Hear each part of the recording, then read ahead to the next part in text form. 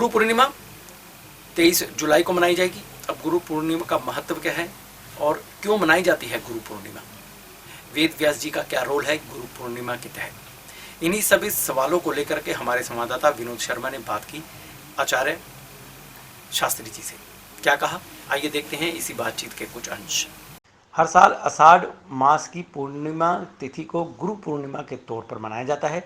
मान्यता है कि इस दिन वेद व्यास जी का जन्म हुआ था। वेद व्यास जी ने ही पहली बार मानव जाति को चारों वेदों का ज्ञान दिया था, इसलिए उन्हें प्रथम गुरु माना जाता है और उनकी जन्मतिथि को व्यास पूर्णिमा और गुरु पूर्णिमा कहा जाता है।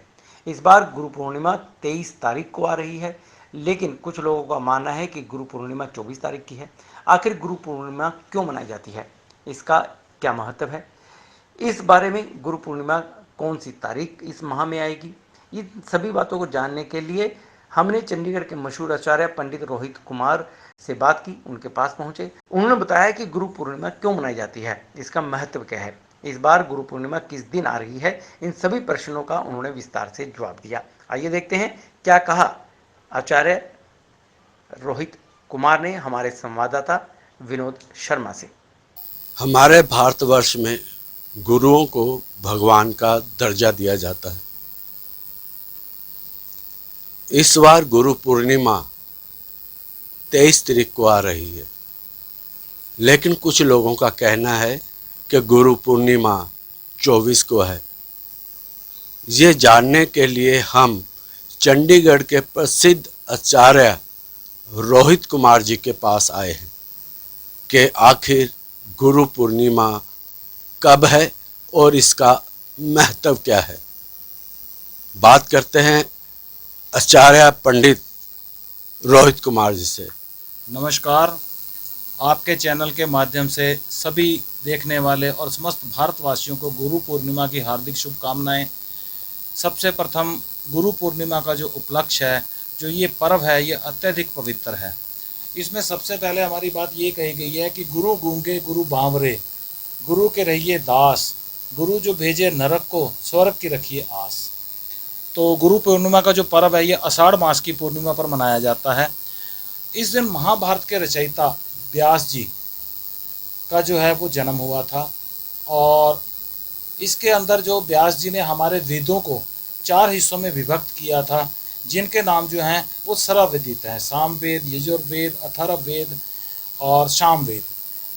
ये नाम जो है वेदों को अलग विभक्त करने की वजह से, इसी के कारण व्यास जी का नाम वेद व्यास जी पड़ा था। वैसे तो गुरु जो है वो सबसे प्रथम जो है वो माता होती है, और दूसरी बात जो पिता है वो द्वितीय गुरु पिता होते हैं। और ये जो हमारे गुरु पूर्णिमा का जो ये विशेष पर्व है, इस गुरु पूर्णिमा पर हर शिष्य अपने गुरु को श्रद्धा सुमन भेंट करता है, अपनी इच्छा अनुसार उनको उपहार प्रदान करता है और अपने गुरु का आशीर्वाद जो है वो प्राप्त करता है। गुरु की दृष्टि सभी पर समान रूप से होती है। गुरु कभी भी किसी के ऊपर दृष्टि की कमी नहीं करते। जैसे हमारे देवताओं के गुरु जो हैं वो बृहस्पति जी, दानवों के गुरु जो हैं वो शुक्राचार्य जी, और भगवान श्री कृष्ण के संदीपनी जी, और भगवान राम के वशिष्ठ जी। अब बात करते हैं कि गुरु पूर्णिमा की ये जो तिथियों का जो थोड़ा सा असमंजस है, तो इसका कारण ये बनता है कि जिस दिन गुरु पूर्णिमा है वो है 23 जुलाई शुक्रवार 2021 को प्रातः जो हमारी गुरु पूर्णिमा स्पर्श कर रही है तिथि को, वो कर रही है 10:43 पर, और इसका आरंभ होगा और इसका जो समापन होगा वो होगा 24 जुलाई 2021 दिन शनिवार प्रातः सुबह 8:06 तक। तो इसलिए सूर्य स्पर्श तो 24 तारीख को ही हो रहा है, लेकिन जो पूर्ण रूप से गुरु पूर्णिमा का जो हमारा पर्व है वो 23 तारीख को ही ये मनाया जाएगा और ये यही मान्यता रखता है। अब दूसरी बात करते हैं आपके चैनल के माध्यम से कि इस दिन करना क्या चाहिए। इस दिन हमारे को अपने गुरु का नाम ध्यान करना चाहिए, ओम का गुरुवे नमः मंत्र का जाप करना चाहिए। और इस दिन गुरु पूर्णिमा का ये जो पर्व है ये इतना अच्छा पर्व है, इस दिन आप किसी विशेष विद्या का शुभारंभ करना चाहते हो तो वो भी कर सकते हो, और इस दिन आप अपने गुरु को धारण करना चाहते हो तो इस दिन अपने गुरु को भी धारण कर सकते हो। अगर आपके गुरु साक्षात आपके पास हैं तो अति उत्तम बात है, नहीं तो उनके चित्र के आगे, उनकी जो तस्वीर है उसके आगे आप अपना श्रद्धा सुमन भेंट कीजिए और अपने गुरु के नाम का किसी भी वृद्ध आश्रम में या जैसे अनाथालय होते हैं, उस दिन उनके प्रति दान करना जो है वो अत्यधिक लाभदायक होता है। अब इसके बाद बात आती है हमारी कि गुरु पूर्णिमा हमारे जो है हमारे सनातन धर्म के अंदर बहुत ही जो है धूमधाम से लोग मनाते हैं। अपने गुरु के दर्शन करने के लिए लोग सैकड़ों मीलों की यात्रा करके अपने गुरु के दर्शन करते हैं। और मैं आपके चैनल के माध्यम से सभी भारतवासियों को गुरु पूर्णिमा की हार्दिक शुभकामनाएं देता हूं। जय भोलेनाथ। पंडित रोहित आचार्य जी ने बताया कि किस तरह से वेद व्यास जी ने 4 वेदों को लिखा और तभी से वेद व्यास जी के कारण इस गुरु पूर्णिमा का जन्म हुआ। तब से हम गुरु पूर्णिमा मनाते हैं। मैं ये भी जानना चाहता हूँ पंडित जी के गुरु पूर्णिमा के दिन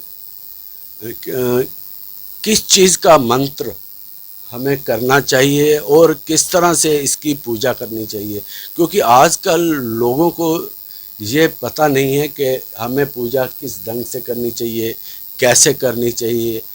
इसके बारे में थोड़ा सा बताइए। इसके बारे में बात ऐसी है कि जैसे जिस व्यक्ति ने अपने गुरु को धारण किया हुआ है और गुरु मंत्र जो होता है उस दिन अपने गुरु मंत्र की 3 माला का जाप करना चाहिए।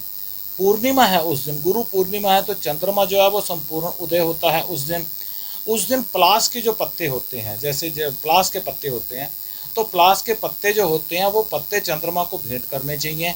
और अपने जैसे लोग अपने गुरु से संबंधित गुरु पूर्णिमा का व्रत उपास भी करते हैं वो भी करना चाहिए। और अपने गुरु के प्रति जो फल फूल ये ज़रूरतमंद के वहाँ पहुँचाना चाहिए। जैसे वृद्धाश्रम मैंने पहले भी कहा और अनाथालय कहा, तो इस प्रकार से हमारे को अपने गुरु के प्रति पूरी उनका किया गया उपकार का बदला तो हम उतार नहीं सकते, लेकिन उनके प्रति हम आभार व्यक्त कर सकते हैं, उनका धन्यवाद कर सकते हैं। तो इसीलिए गुरु पूर्णिमा जो है, गुरु तो सदा ही पूजनीय है, लेकिन विशेष पर्व जो गुरु पूर्णिमा का है वो इसलिए है कि अगर कोई व्यक्ति जैसे अपने गुरु के पास नहीं पहुंच सकता तो उस दिन अपने गुरु का ध्यान करे, उनके चरणों में अपना नतमस्तक करे, उनको उपहार भेंट करे और गुरु पूर्णिमा का पर्व जो है वो संपूर्ण सात्विक ढंग से अपने गुरु के आशीर्वाद को प्राप्त करने के लिए उसको मनाए। तो पंडित जी ने बताया कि किस तरह से हम गुरु का ध्यान करते हुए भगवान को प्राप्त कर सकते हैं। और साथ ही साथ मेरी पंडित आचार्य से ये भी बात हुई ये कैमरे से पहले कि गुरु ने जो कहा है उसका पालन तो करना है, लेकिन अपने माँ बाप का आशीर्वाद भी प्राप्त करना है और अपने माँ बाप की भी सेवा करनी है। वो भी एक तरह से आपके गुरु हैं। फास्ट वे चंडीगढ़ खबरनामा के लिए विनोद शर्मा।